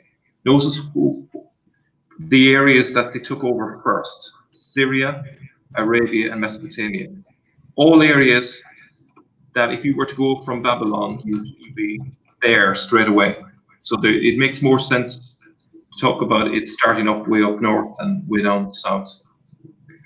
Now, what's interesting, it goes on, they appropriated for themselves these places more through trickery than through the power of their leader Muhammad. And they devastated the neighboring provinces, proceeding not so much by means of open attacks as by secret incursions. Thus, by means of cunning and fraud, rather than power, they incited all of the frontier cities of the empire and finally rebelled openly, shaking the yoke from their necks. So what you're talking about here is what's referred to as asymmetric warfare, very, very clever form of warfare. His followers will go into an area, They would incite the locals to rebel against the Byzantines or against the Persians, and then they would come out of the open and take them on. So this was a way of maximizing their effectiveness by this method. Now, other sources, as we've seen, say a king from among them was selected 4 years later in 622 who united the factions. So how do we reconcile those 2 years? I would suggest that there was a campaign of rebellion for 4 years, and out of that campaign, eventually, this guy, Mehmed, was selected to be the unifying force from among them to make sure that it was successful. Now, if we look at John Bar Pincaye 690, he has an interesting detail in his Summary of World History, Book 15. So the Lord, to punish the sons of Hagar for the ravages they had made, gave them 2 leaders from the beginning of their kingdom and divided them into 2 sections. That's quite interesting. The Lord gave them 2 leaders from the beginning. So do you remember we mentioned about 2 dialects? Again, we see this division between 2. The people of Sham and the people of Mesopotamia. Okay? Again, we have another confirmation of this division between 2 sides. The Chronicle of Fredegar, 7th century, when this is quite extraordinary. The earliest copy we have is from the year 715. He says the latter, under 2 commanders, were approximately 200,000, referring to the Saracens. So again, he's referring to 2 leaders, not just 1. So that's interesting. Now, so we're getting very close to who I think this person was. Our candidate, I believe, is the Sasanian governor of Al-Hira from 602 to 617. He was an Arab. He was the co-governor of the city alongside the Persian noble Akhiragan. Hence we see the 2 leaders. But in 617, they were both deposed and replaced by Azad Bey. Nothing more is recorded of this governor, but he had quite an interesting name in light of what Thomas the Presbyter writes. Again, Tayayi of Muhammad, just bear that in mind. So the person who I believe was actually Muhammad in history, the bottom layer of the composite, is Eos ibn Qabisa al-Tayyi, the leader of the Tayayi tribe. This is who I think he was. So he was uniquely a king, selected by the Persians, but he also was a leader of the Tayayi at that time when all of this kicked off. Now, if we look back at Sebeos again, notice that it says a man of the sons of Ishmael named Mehmed became prominent. So how did he become prominent? Well, by being a leader some way. And this then would explain how he ordered them to assemble together and to unite in faith. Why did the Persians appoint Eos and Qabisa? So it says here, that I've taken this from Al-Tabari in the scholarly notes in a copy that I found. Al-Numan's marriage, who was the predecessor to this king, his marriage with 2 Tayayi wives suggests that the tribe had links with the Lakhmids, but these were not strong enough to offset the need to keep up good relations with the Sassanids. And it was a man of the Tayayi, Eos bin Qabisa, whom Khosrow appointed after Al-Numan's death as the first and last non-Lakhmid governor in Al-Hira. So what's interesting is they appointed him a king because he was very prominent in the Tayayi, probably the leader of the tribe, though we're not 100% certain. And why did the Persians want a leader of the Tayayi to be their representative, their king in the Lakhmid region? It's simply because the Tayayi were going on excursions into Persian areas, attacking the caravans, looking for booty, and they thought that if they have their leader in charge, maybe he can control them and stop them from doing that. So that was the rationale behind it. Now we find an interesting detail which might be the origin of the idea that Muhammad was illiterate. The last Lakhmid king Numan was assassinated by Khusro II Parvez around 602.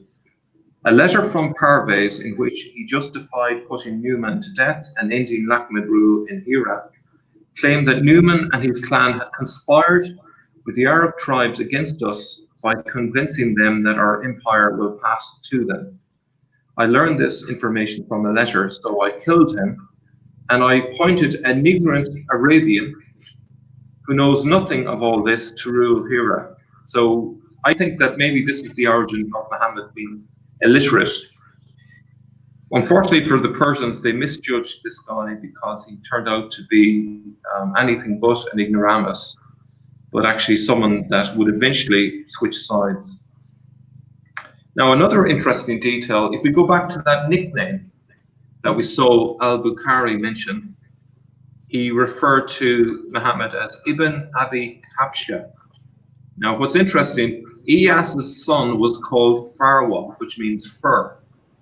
Hence, al-Bukhari's reference to Muhammad as Ibn Abi Kabsha, father of the sheep, is a pun on Ibn Kabisa that fits with him perfectly, considering he was the father of a guy whose name means spur. So I thought that was quite funny. So I think al-Bukhari might have picked up something in the Islamic tradition somewhere or other that he included. He only mentions this nickname twice in his entire collection of hadiths. So it's interesting that it survived. Further evidence. The Battle of Dikar is said to have taken place between the Sassanid Persian army with Arab Lakhmid soldiers led by Iyas ibn Kabisa and their opponents, the Arab tribesmen of Bakir ibn Wa'il. Modern scholars date it to between 604 to 611. It may be 609 AD that happened. But strangely, according to the Islamic tradition, the Prophet Muhammad allegedly said, "This is the first battle in which the Arabs took equitable vengeance on the Persians, and they achieved this victory through me." This source is Tabari. Now, what's interesting is Muhammad in the Islamic tradition is on the winning side. They put Muhammad on the winning side, the popular side of the battle, obviously. They don't put him on the Persian side. So if it's true that this guy, Iyas, was the original inspiration for Muhammad, we can see here that there was an awful lot of massaging of his story because an awful lot of it was embarrassing and they wanted to change it to make it better. So over time, a new biography was given to this Muhammad that would fit better with their later agenda, particularly under the Abbasids. So one of the things that they needed to do is they didn't want it to be obvious that they were borrowing from Syriac sources. So one way of doing that was to move Muhammad way down in the Hijaz, too far away for him to receive these stories from Aramaic sources. And they definitely wanted to move him away from the cities where the Jews were living, like Surah and Babylon, where he could have picked up many of the Jewish stories as well. So I think this is one of the reasons why his story was changed. And there's a major effort by Muslim scholars in this period to eradicate the Israelite tales from the Muslim traditions. Absolutely. Yeah.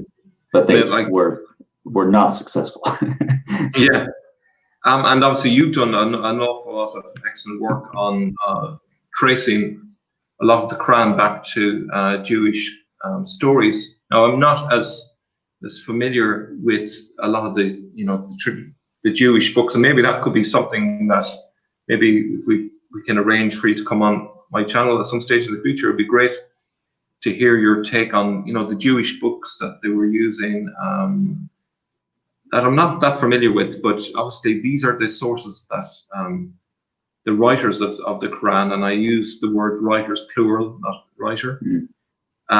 This is the sources that they were using, and this gives us a clue to where the Quran was probably written. It was probably in the same location as you find Jewish academies and the Jewish scholars, because that's where they would have heard the stories from. So according to Islamic tradition, Salman the Persian, or Salman al-Farsi, was considered by Muhammad a part of his household. So this would fit in with what I'm saying about Eos. Salman the Persian is credited with advising to dig a trench to protect Medina, for example. Now, even before al-Nu'man was appointed, Eos was also made interim governor prior to that, which you can see there. And this occurred about 25 years beforehand. And it's interesting in this, it also gives us another detail. It says the Persian king awarded Eos 30 villages along the Euphrates as a grant for life and made him administrator of the district of Ain al-Tamir. So he has loads of money, loads of power, and where are these 30 villages? Now remember, the Jews go down the Euphrates River towards Babylon. Where was Eos located exactly at that time? Here. So this is where he had his 30 villages, and this is where the Jews met Muhammad.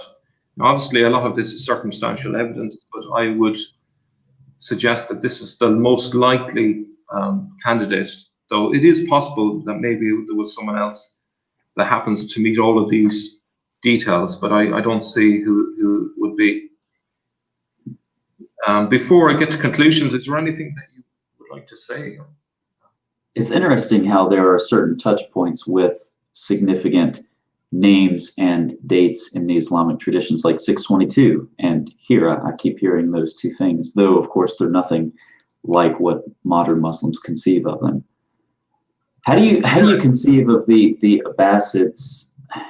It's easy to go down the conspiracy theory road at this point and just imagine the Abbasids.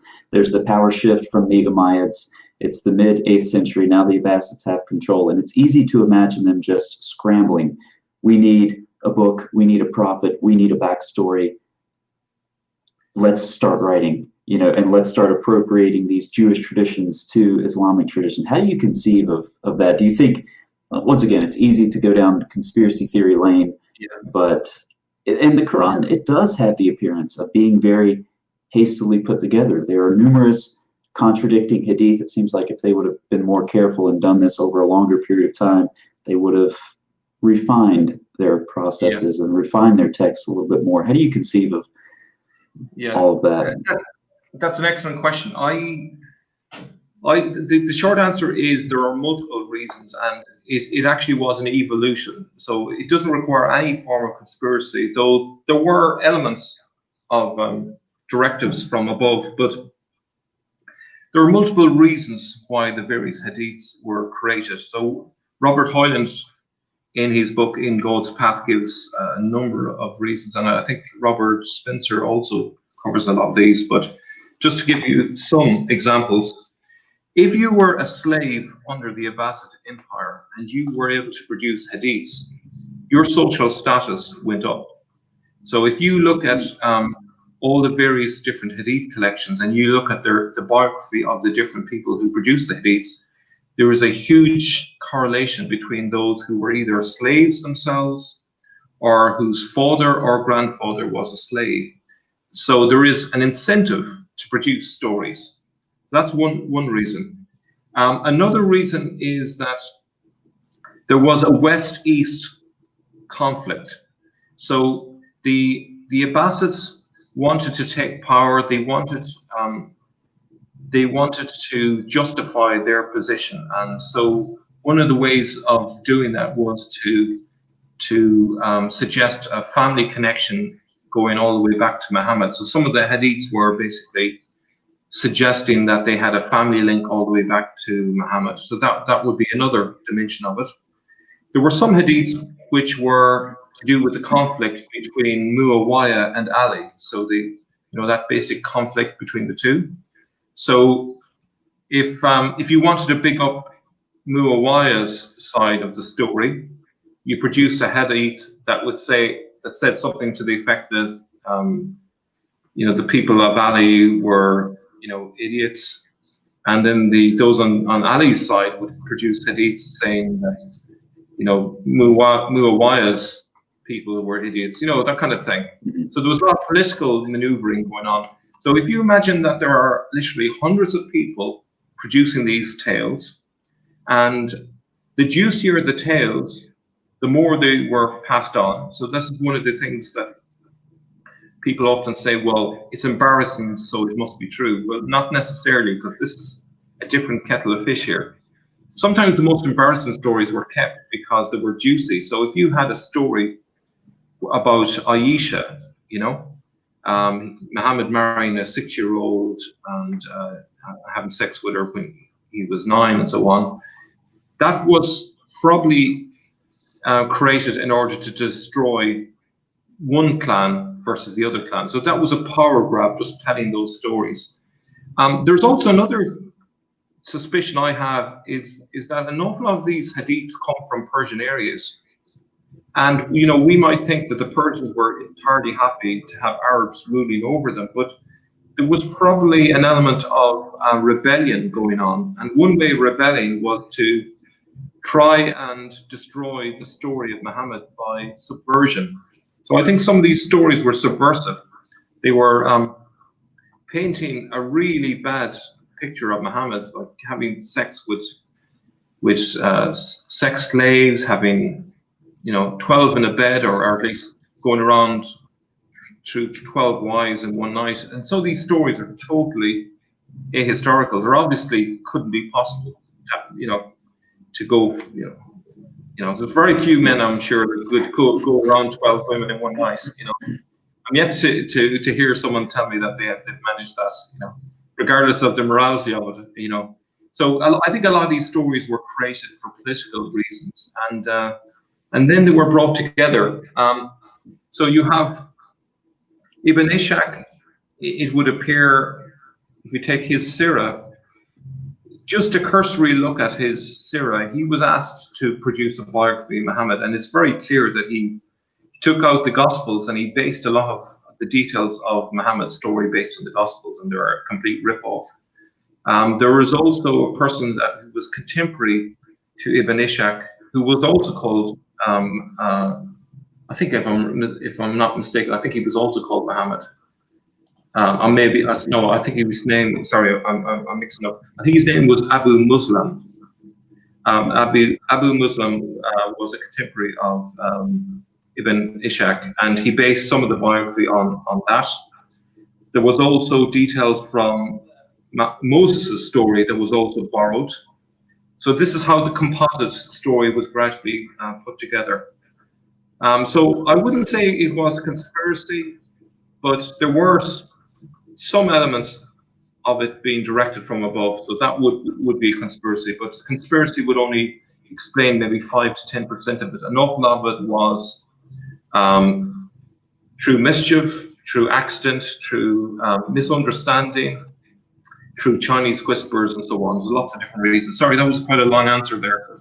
No, not a problem. I'll read one of, I think, probably mine and your favorite quotes from Hoyland before you get to your conclusions regarding the Hadith. He says, from a scholar writing around 740, observes, I never heard Jabir ibn Zayed, that's he died circa 720, say, the Prophet said, and yet the young men round here are saying it 20 times an hour. So at some point, these Hadiths started coming into wide circulation. As you go through your conclusions, I'll be watching the chat for some questions. We'll take a couple of questions before we wrap up, so have at it with your conclusions. Any questions that you guys have in the chat, just tag me and let me know what they are, and we'll get you an answer. Okay. So the first major conclusion is I believe the Quran was originally written in Babylonian Aramaic, the dialect of the Quraysh, which is why it created so many qira'at when rendered into Arabic, or aruf, depending on how you define it.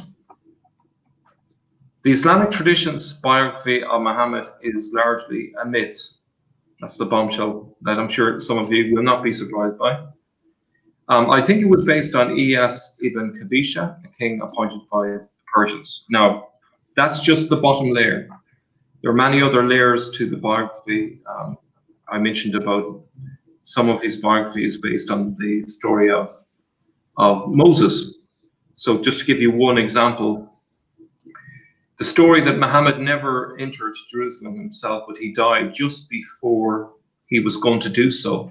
This is straight out of the story of Moses dying and Joshua taking over before he entered the promised land. So I think there's certain details like that that have been added, and it's gone into the mixer, and out comes a biography of Muhammad, which is in a barren land, maybe 1,000 miles. I was going to say 600 miles, but maybe perhaps as much as 1,000 miles from where it really happened. Islam didn't begin in the Hijaz, but in Iraq, both in terms of the book and the man. Both the book and the man are from there. That's my major conclusion. The Quraysh was not a tribe, but it is Cyrus said in Babylonian Aramaic. And so therefore the Qurayshi that are referred to are really the people of Iraq. That's who the Qurayshi are. And that's it from me. Fascinating. Thank you so much for that presentation, Mel. Let me switch back to, if I can do this without disconnecting you. Let's see if I can do this. Look at that, just like magic. Okay, so we'll hit a couple questions before we wrap up. This is from Reasoned Answers, once again. He says, why does the Quran call Jesus Isa? Any theories about that? Yeah, I'm looking at the rock inscriptions across we call it the Fertile Crescent for short. I've mentioned the different countries where that is. There have been lots of inscriptions with Isa on those rock inscriptions that go back decades. It's part of the Arab culture. And it is likely that the Abrahamists used the word Isa rather than Jesus. So it's kind of an indication that they are not using the Bible directly for inspiration for their stories, but more through apocryphal sources. And that's the reason why Isa was used. So I can't think of an example of a quotation from the rock inscriptions offhand, but they typically would have said something like, Lord of Musa and Isa, Lord of Harun and Aaron, Lord of Musa and Haran. So those were the typical sort of common phrases that were used on the rock inscription, and that's, I think, where the inspiration for Isa came. Excellent. This one gets us right into the history of the caliphs. So I think guess your answer here. The Shia claim of succession, is that even possible? Since that begins with Ali, well, you know. Yeah, the problem with this claim of succession is that there's problems with the Islamic tradition's version of events, because from my reading of two early sources, Ali was never a caliph. He was merely an emir of Hira. So he was actually another governor of Hira. So in a sense, actually historically, in a sense, he was a successor of Muhammad, sort of accidentally, despite the fact that it went through the Islamic tradition, got mixed up in the machine and came out the other end by accident more than by knowledge. He was a successor, believe it or not, because he was also a governor of Hira. So that detail is correct to some extent, but he wasn't a caliph. The best he managed to do was to be a governor of Hira, but he died 2 years later. So he died in 658, so he only managed to be governor of Hira for 2 years. But the Islamic tradition typically got rid of that and extended his caliphate by another, I think it's another 4 years or something. I think he was meant to have lived to 661. So actually, I think that'd be 3 years more, sorry. That answers your question. Awesome. This is a comment. This was an amazing lecture. Oh. All right. Thank you. Trying to navigate these comments. Whenever I put a comment up, the scroll bar snaps back to the bottom, and I lose track of where it was. I know it's very difficult. I know from personal experience how difficult it is to get on it. Yeah, it's a bit counterintuitive. Okay, so if you had to choose one main error proving the Quran is not fully preserved, which stands out most when telling Muslims? Oh, that's I can't think of one off the top of my head. I'll have to go away and think about that. I think one of the I think one of the ones that's recently really jumped out at me was the spelling of Abraham in the Quran.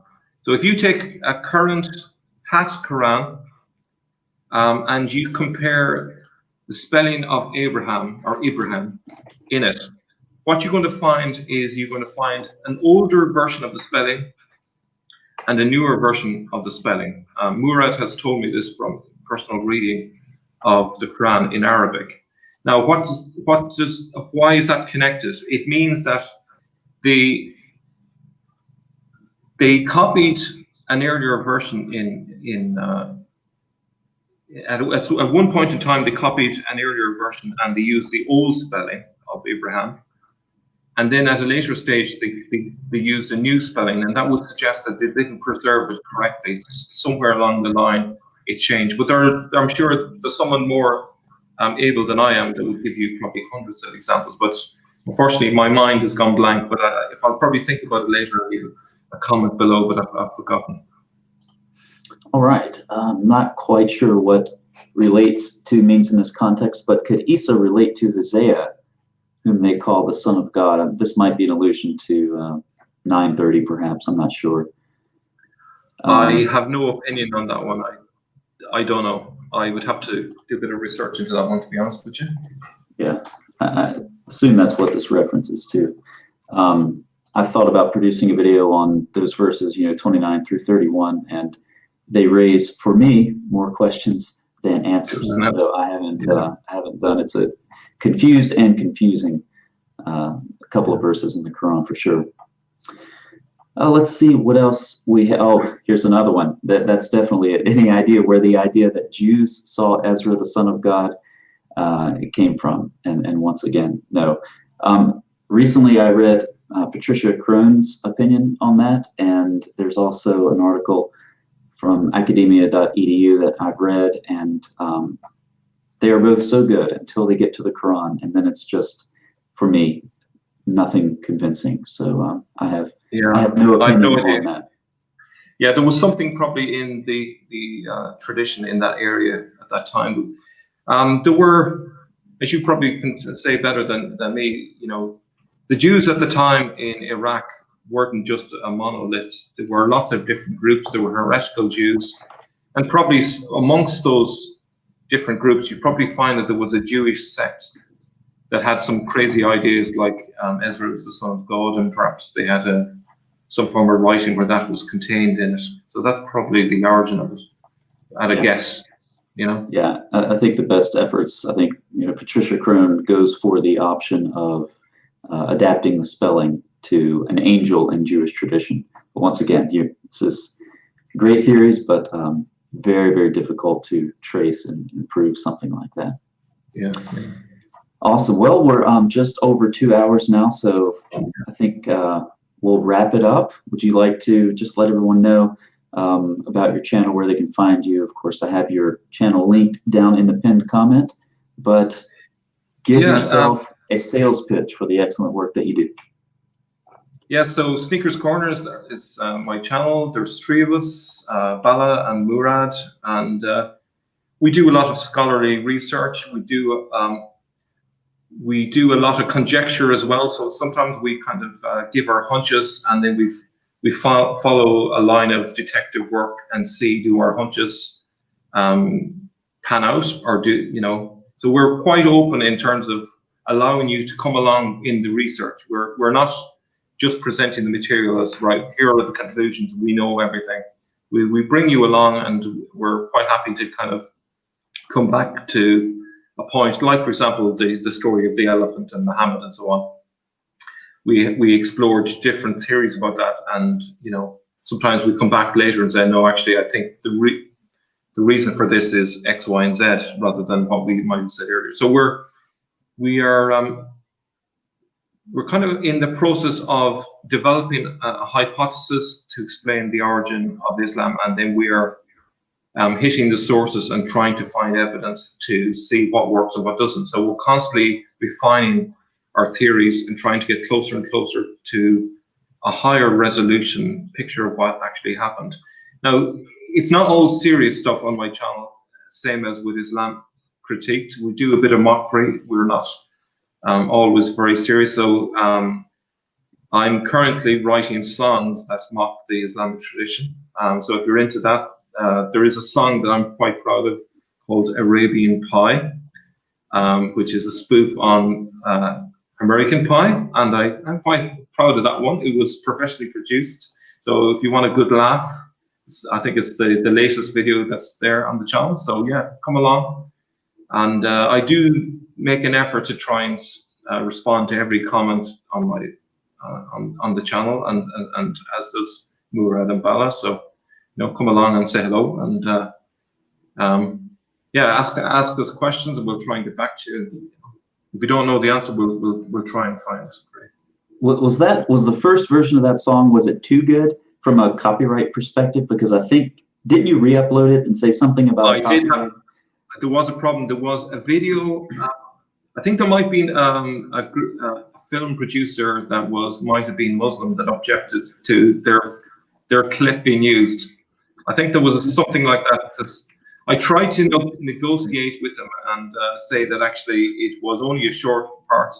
It was actually an image of the Shias cutting themselves to do with Hussein. It was quite vicious. So as a result of that, I chose to have a clip from the Hagia Sophia. So I got there in the end, but I think actually the video is better as a result, because I decided to put the lyrics in there. So people were asking for that, so that's the reason.